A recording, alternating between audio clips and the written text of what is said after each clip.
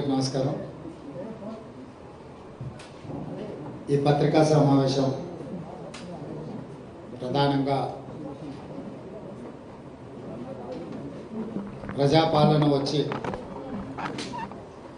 రేపటికి 100 రోజులు పూర్తి చేసుకోబోతున్నాం. ఈ 100 రోజులకు సంబంధించి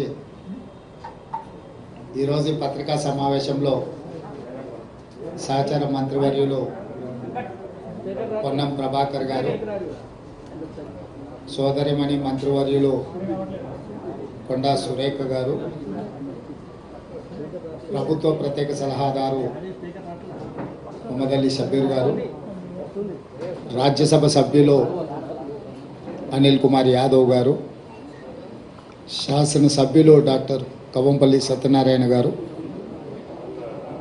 ముఖ్యమంత్రి ప్రత్యేక సలహాదారులు వేం నరేందర్ రెడ్డి గారు, మిత్రుడు ఏఐసిసి సెక్రటరీ సంపత్ కుమార్ గారు, డాక్టర్ రోహిన్ రెడ్డి ఖైరతాబాద్ అధ్యక్షులు ఈ పత్రికా సమావేశంలో పాల్గొనడం జరిగింది.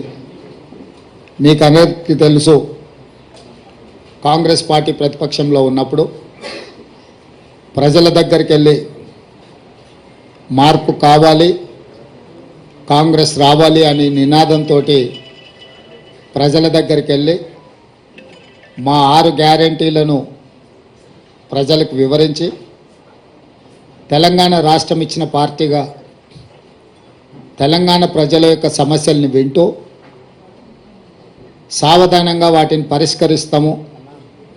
పరిష్కరించడానికి అవసరమైన ప్రణాళికతో ముందుకు వెళ్తామని చెప్పి పూర్తి స్థాయిలో 4 కోట్ల తెలంగాణ ప్రజలకు వివరించి ప్రజల యొక్క ఆమోదం పొంది డిసెంబర్ 7 తారీఖు నాడు ఎల్బీ స్టేడియంలో ఇందిరమ్మ రాజ్యము ప్రజాపాలన ప్రమాణ స్వీకారం చేసినాము.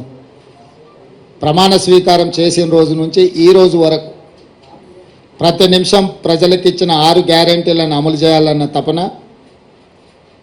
10 సంవత్సరాలు చంద్రశేఖరరావు 100 సంవత్సరాలకు సరిపోయేంత విధ్వంసం తెలంగాణను చేసి తెలంగాణను పూర్తిగా అప్పుల ఊబిలో ముంచేసి పరిపాలనను అస్తవ్యస్తంగా తయారు చేయించి అసలు ఏమి చేసినా ఇంకా ఇది పట్టాలు ఎక్కలేనంత పరిస్థితికి రాష్ట్ర ప్రభుత్వాన్ని, రాష్ట్రం యొక్క ఆర్థిక వ్యవస్థను దిగజార్చిండ్రు.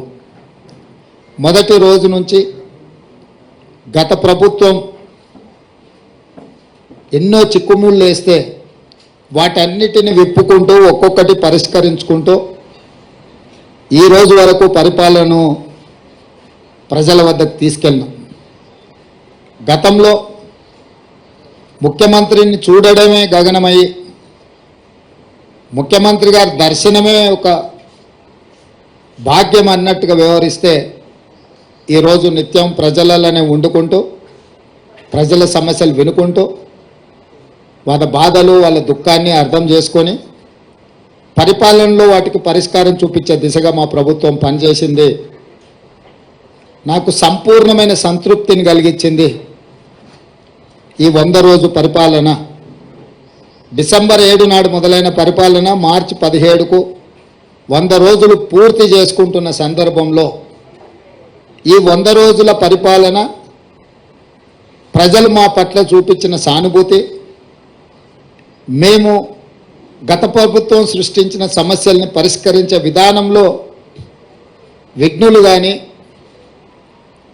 తెలంగాణలో ఉన్న కవులు కళాకారుల నుంచి మొదలు పెడితే ప్రతి ఒక్కరూ మాతో పంచుకుంటున్న విషయాలను దృష్టిలో పెట్టుకొని నాకు సంపూర్ణమైన సంతృప్తి కలిగించింది 100 రోజుల పరిపాలన. కానీ 100 రోజుల పరిపాలనతో సమస్యలన్నీ పరిష్కారమైనవని మేము భావించడం లేదు. ఇంకా బాధ్యతతో ఇచ్చిన 6 గ్యారెంటీలలో మిగిలిన హామీలను కూడా అమలు చేస్తూ రాష్ట్రంలో ఉన్న ఎన్నో అపరిష్కృతమైన సమస్యల్ని పరిష్కరించుకుంటూ ముందుకు వెళ్తూ అధికారం చేపట్టిన 48 గంటల్లోనే ఆర్టీసీ బస్సుల్లో ఆడబిడ్డలకు ఉచిత ప్రయాణము కల్పించి ఈ రోజుకు దాదాపుగా 26 కోట్ల మహిళలు ఉచితంగా బస్సు ప్రయాణాన్ని వినియోగించుకున్నారు.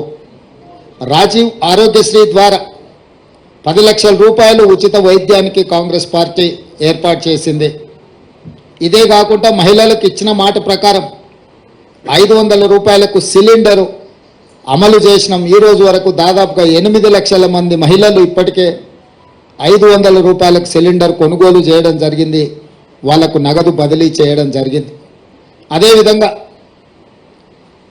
200 యూనిట్ల వరకు ప్రతి ఇంటికి ఉచితంగా ఇచ్చే విద్యుత్తు జీరో బిల్లులు ఇప్పటికి దాదాపుగా 37 లక్షల మందికి ఉచిత బిల్లులు జీరో బిల్లులు చేరవేయడం జరిగింది.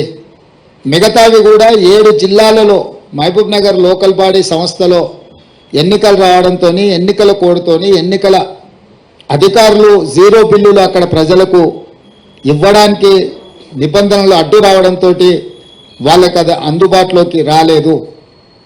మొన్నటికి మొన్న ఖమ్మంలో ఇందిరమ్మ ఇండ్లు 4.5 లక్షల ఇండ్లు ప్రతి నియోజకవర్గంలో 3,500తో ఇవ్వడమే కాకుండా 22,500 కోట్ల రూపాయలతోని ఇందిరమ్మ ఇండ్ల నిర్మాణ కార్యక్రమాన్ని కూడా లాంఛనంగా ప్రారంభించుకున్నాము.